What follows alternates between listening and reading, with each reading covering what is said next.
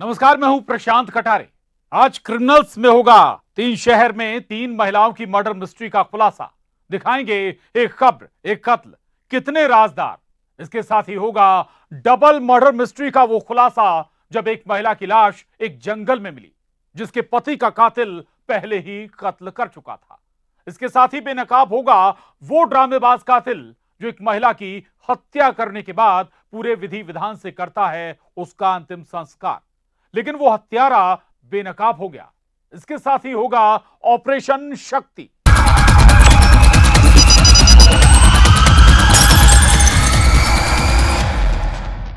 पच्चीस किलोमीटर का फासला, 2 थाना इलाके और 2 लाश। डबल मर्डर की ये वो मिस्ट्री है जब एक सनकी कातिल ने एक महिला के पति का बेरहमी से कत्ल किया, उसके बाद उसके 1.5 साल के मासूम बच्चे पर भी जानलेवा हमला किया और फिर महिला का किडनैप करके उसे जंगल ले गया, जहां जंगल में महिला का भी बेरहमी से कत्ल किया गया। और कत्ल से पहले दरिंदगी मर्डर का खुलासा हैरान करने वाला है।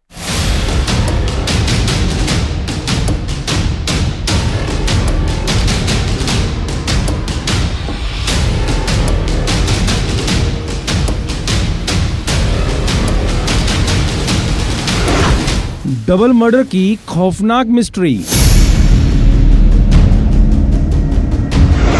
पहले पति का कत्ल, फिर बच्चे पर वार। जंगल में मिली पत्नी की लाश। बाइक ने खोला वहशीपन का राज।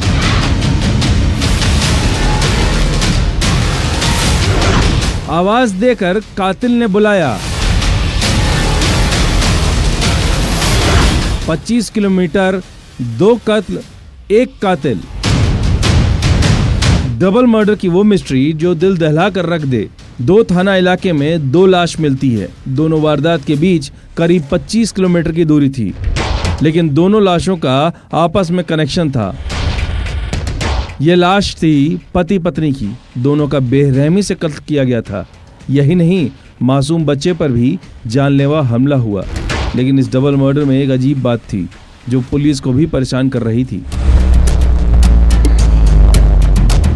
वो ये कि पति का कत्ल घर में हुआ और पत्नी की लाश जंगल में पेड़ पर फांसी के फंदे पर झूलती मिली।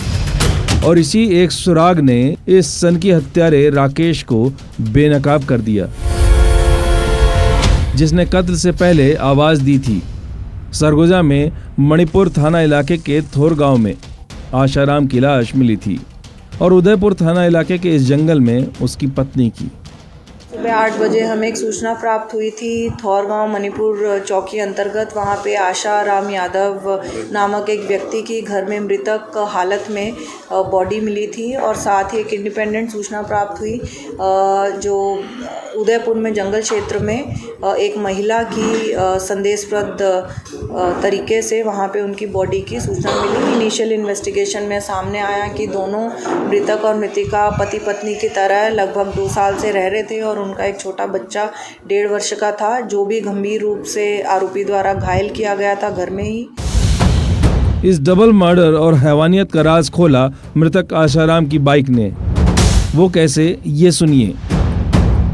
हत्यारा राकेश वारदात वाले दिन आशाराम के घर पहुंचा, जहां उसने आवाज दी और फिर घर में दाखिल होते ही लकड़ी के खूंटे से आशाराम पर वार करके उसकी जान ले ली और उसके बाद 1.5 साल के मासूम बच्चे पर भी बेरहमी से वार किया।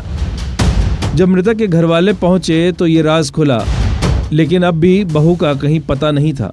दरअसल हत्यारा राकेश महिला के पति आशाराम का कत्ल करने के बाद महिला को अपने साथ डरा धमका कर जंगल ले गया।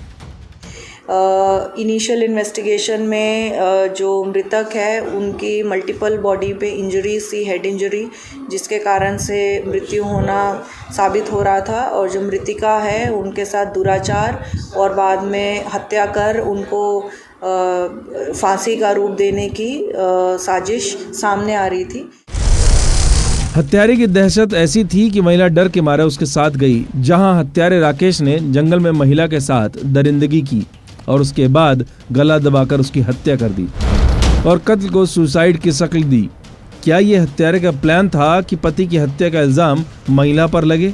लेकिन क्राइम सीन ने इस सनकी कातिल का राज फाश कर दिया। इम्पॉर्टेंट वाइटल एविडेंस जो था, जो मृतक का मोटर बाइक था, वो घटना के बाद से ही गायब था। तो कुछ टीम्स को वहाँ भेजा गया उसकी पता तलाश में, और ब्रेक थ्रू मिलने पे जो मुख्य आरोपी है जिसने अकेले इस अंजाम को कारित किया है, जिसका नाम राकेश रजवाड़े, लखनपुर कोरवा का रहने वाला, उसके घर से जो मृतक की बाइक है वो रिकवर हुई और ये पूरा केस का ब्रेक थ्रू हुआ। और इसमें आरोपी को जशपुर तरफ भागते हुए हमारी टीम द्वारा पकड़ा गया। अब सवाल ये है कि आखिर इस हैवानियत और वहशीपन के पीछे वजह क्या थी, तो सुनिए। दरअसल आरोपी राकेश मृतिका का पहला पति था, जिसकी प्रताड़ना से तंग आकर वो उससे अलग हो गई थी और आशाराम से शादी कर ली थी। घटना दिनांक को शाम को 5 बजे ये अपना प्लम्बिंग का काम करके अपने ठेकेदार के यहाँ पे खाना पीना किया, और रात को 10 बजे ये अकेला वहाँ से ग्राम बकीरमा से वहाँ से निकला। उसके बाद में ग्राम कोरबा ये ग्राम थौर में लगभग जो 2 किलोमीटर दूर पड़ता है, पैदल वहाँ पे आया और घर में उसने एंट्री ली। और जो महिला है और जो पुरुष है, क्योंकि पूर्व से परिचिति थी, तो उनके नाम से बुलाया, जिसके कारण उन्होंने घर का दरवाज़ा खोला और प्रवेश लिया। और जो लकड़ी का खूंटा है उसके साथ में उसने वार किया। पुरुष की वहीं पे स्पॉट पे डेथ हो गई और महिला को वो भयक्रांत करके और अपने साथ जो है मृतक की बाइक को वहाँ से लेके चला गया। लगभग 25 किलोमीटर दूर जंगल में जाके महिला के साथ दुराचार की घटना करते हुए उसकी हत्या कर दी। ये हैवानियत, दरिंदगी और ये सनकीपन थर्राने वाला है, जिसने एक मासूम से उसकी खुशियां ही छीन ली। अंबिकापुर से श्रवण कुमार महंत के साथ bureau report, news 18 Madhya Pradesh, Chhattisgarh. आज एक कब्र खुदेगी, वो भी मुक्तिधाम में, जिस कब्र में एक महिला की लाश दफन थी। जिस महिला की मौत सामान्य नहीं थी, ये मर्डर का केस है। 3 तारीखों ने कैसे उस हत्या को बेनकाब किया, आप भी देखिए। ये हैरान करने वाला खुलासा, एक कत्ल, एक कब्र, कितने राजदार।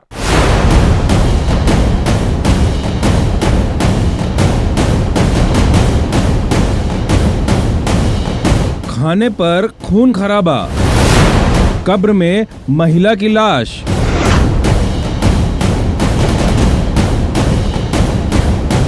चार फीट गहरा राज।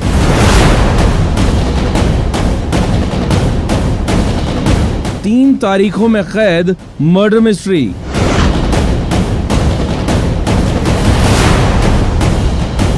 एक कत्ल, एक कब्र, कितने राजदार।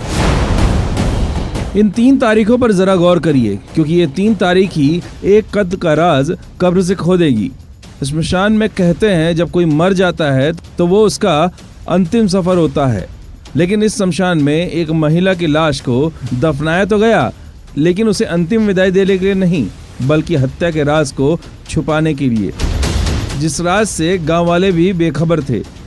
रायगढ़ से करीब 79 किलोमीटर दूर लैलूंगा थाना इलाके के चिरई खार गांव में 30 सितंबर को कुछ हुआ था। ये कत्ल के राज खुलने की पहली तारीख है।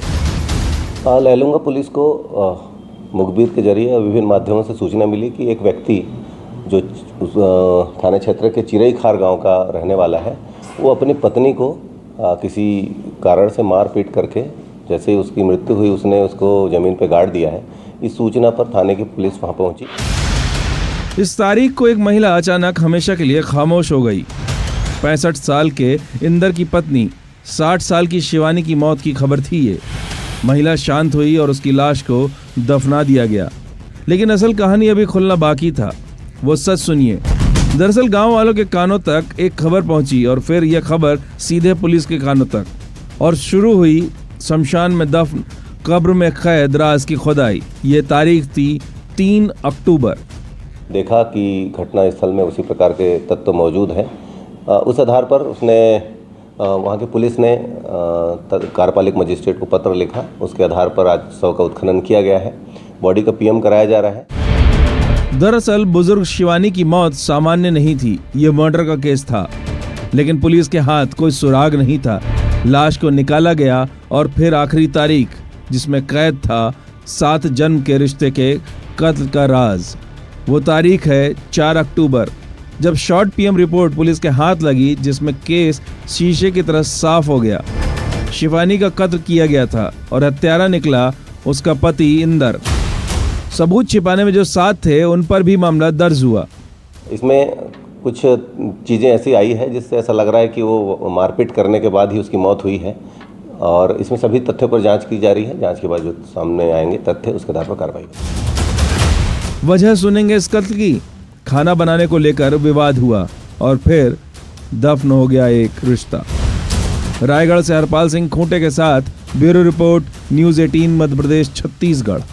एक ऐसा हत्यारा जो जबरदस्त ड्रामा करता है, ऐसी एक्टिंग की उस पर कोई शक ना कर सके, जिसने एक महिला का कत्ल किया था और कत्ल के बाद सबके सामने पूरे विधि विधान से महिला का अंतिम संस्कार भी किया।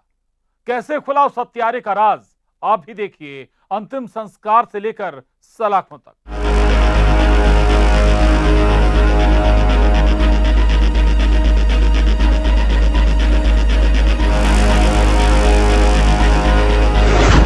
झाड़ियों में महिला की लाश, 11 दिन बाद खुला राज।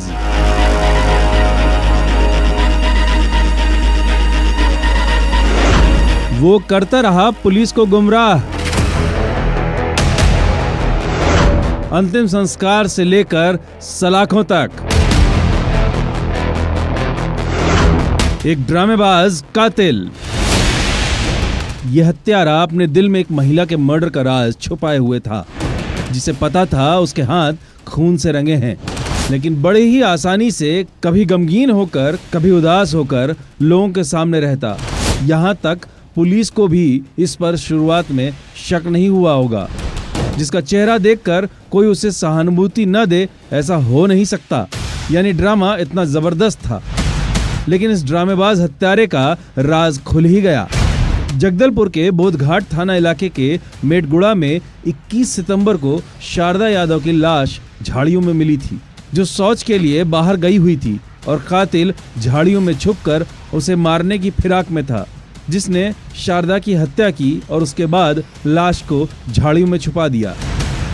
परिस्थिति जन्य साक्ष्य और पोस्टमार्टम रिपोर्ट और घटनास्थल के निरीक्षण से हत्या का मामला पाए जाने से थाना बोधघाट में 302 आईपीसी के तहत अपराध पंजीबद्ध कर विवेचना में लिया गया था। पुलिस इस मामले में कई एंगल पर जांच कर रही थी। क्या महिला के साथ हत्या से पहले कुछ गलत तो नहीं हुआ था? दूसरी थ्योरी, क्या किसी की इस परिवार से रंजिश तो नहीं थी? लेकिन सारी थ्योरियां फेल होती गई और फिर शक की सुई इस शख्स पर आकर ठहरी, जो मृतका शारदा के अंतिम संस्कार तक शामिल था, जिसने रोना धोना सब कुछ किया। लेकिन ये आंसू मगरमच्छ के आंसू थे। जब पुलिस ने सख्ती से पूछताछ की तो रिश्तों के कत्ल का खुलासा हुआ।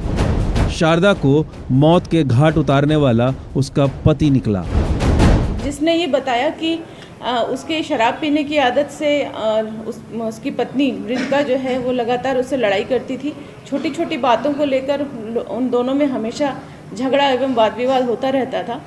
साथ ही वो उसका ये कहना था कि वो अपने जो रवि यादव के परिवार वालों की उपेक्षा करती। इस प्रकार के विभिन्न छोटे छोटे ऐसे इश्यूज थे जिसको लेकर परेशान हो गया था जो हत्यारा है वो, और इसलिए उसने अपने पत्नी का मर्डर करने का प्लान किया। आरोपी ने पुलिस को पूछताछ में बताया कि उसका आए दिन पत्नी से विवाद होता था। दरअसल पति की शराब की लत से शारदा परेशान थी। ये एक वजह थी झगड़े की। दूसरा, शारदा का ससुराल वालों को कम तवज्जो देना भी उसके पति यानी आरोपी को खलता था। और फिर झाड़ियों में दफन हुआ 7 जन्म का रिश्ता। जगदलपुर से प्रकाश कुमार के साथ bureau report, news 18 Madhya Pradesh Chhattisgarh. अभी वक्त हो चला एक छोटे से ब्रेक का। ब्रेक के बाद भी जुर्म की दुनिया के कई राज होंगे फाश।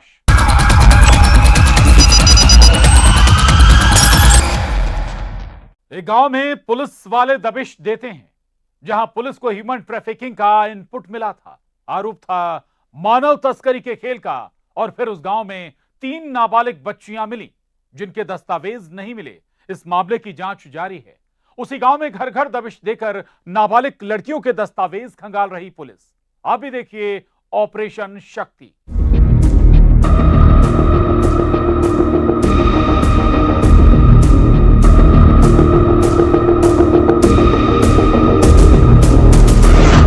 पुलिस की रेड।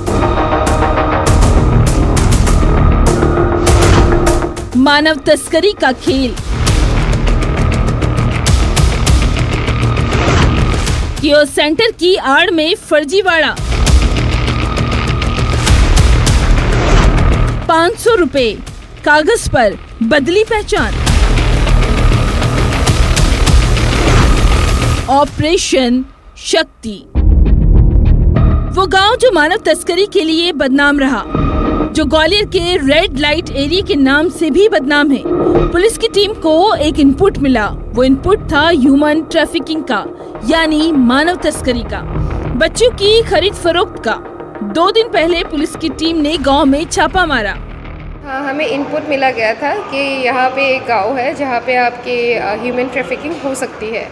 ऐसे लड़कियाँ रखी गई है। अर्ली मॉर्निंग गए थे ये देखने के लिए कि वो जो बच्चियाँ हैं कि वो उन्हीं का है कि वो खरीद के लेके आए हैं या कहीं और से लेके आए हैं कुछ धंधा करने के लिए।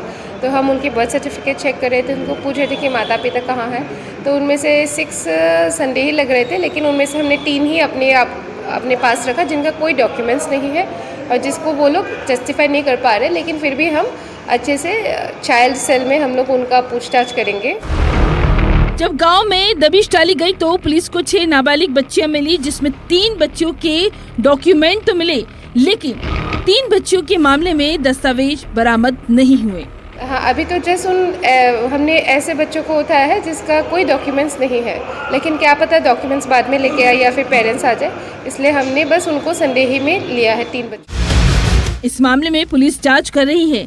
कहीं बच्चियों को खरीद कर तो नहीं लाया गया, कहीं ये ह्यूमन ट्रैफिकिंग का मामला तो नहीं।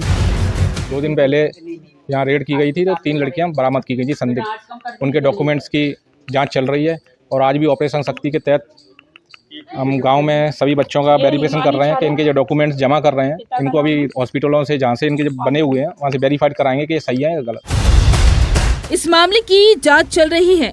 और उधर ग्वालियर के आनंद नगर में एक कियोस्क सेंटर पर जब छापा मारा गया तो 2 लोग गिरफ्तार हुए जिनके पास से जाली डॉक्यूमेंट मिले हैं, 50 जाली दस्तावेज। जिस गांव में लड़कियां खरीद फरोख्त का इनपुट मिला था, उस गांव के भी 5 दस्तावेज मिले हैं। में हम प्रत्येक घर में जाके सभी के दस्तावेज देख रहे हैं, जितनी भी लड़कियां हैं। कहीं ऐसा ना हो कि कोई लड़की बाहर की आई हो जो यहाँ पे रह रही हो, और हम ये चाहते हैं कि अगर कोई हमें ऐसी लड़की मिलती तो उसको सही माँ बाप तक पहुँचाए। कियोस्क सेंटर से पकड़े गए दोनों आरोपियों के खिलाफ धोखाधड़ी का मामला दर्ज कर लिया है। पूछताछ में खुलासा हुआ है कि यहाँ सिर्फ 500 रुपए में जाली दस्तावेज बनाए जाते थे। पुलिस ने सेंटर से एक मशीन भी जब्त की है, साथ ही बड़ी तादाद में नकली बर्थ सर्टिफिकेट, वोटर आईडी, आधार कार्ड, राशन कार्ड भी।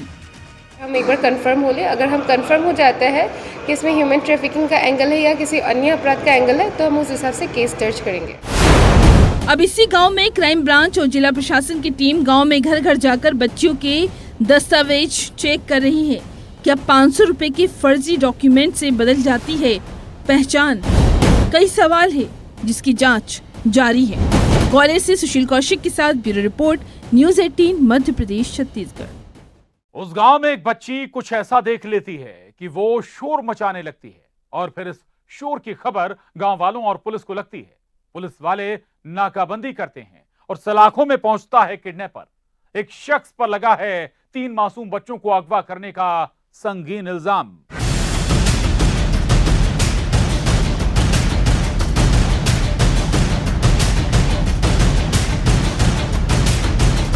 कैमरे के सामने जो शख्स हाथ जोड़ रहा है उस पर संगीन इल्जाम लगा है। इल्जाम क्या है वो आपको बताएंगे, लेकिन हुआ क्या था पहले ये सुनिए।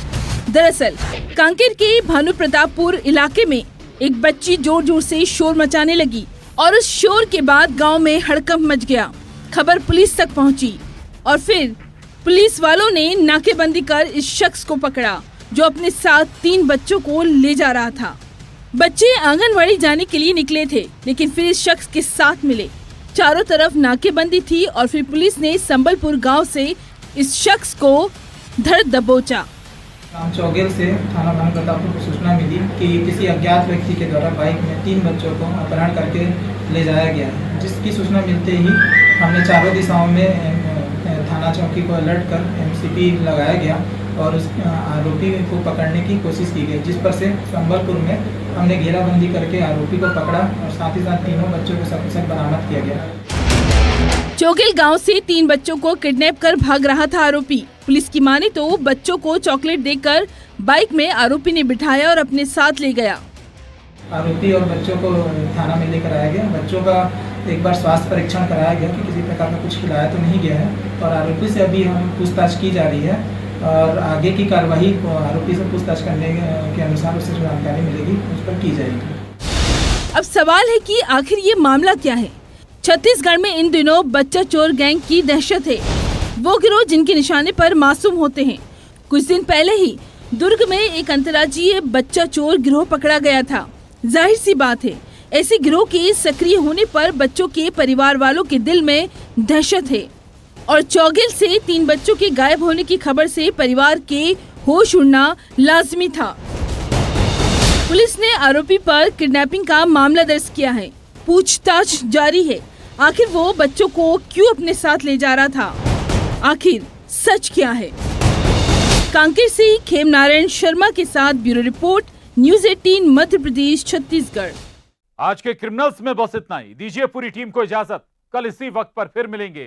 नमस्कार।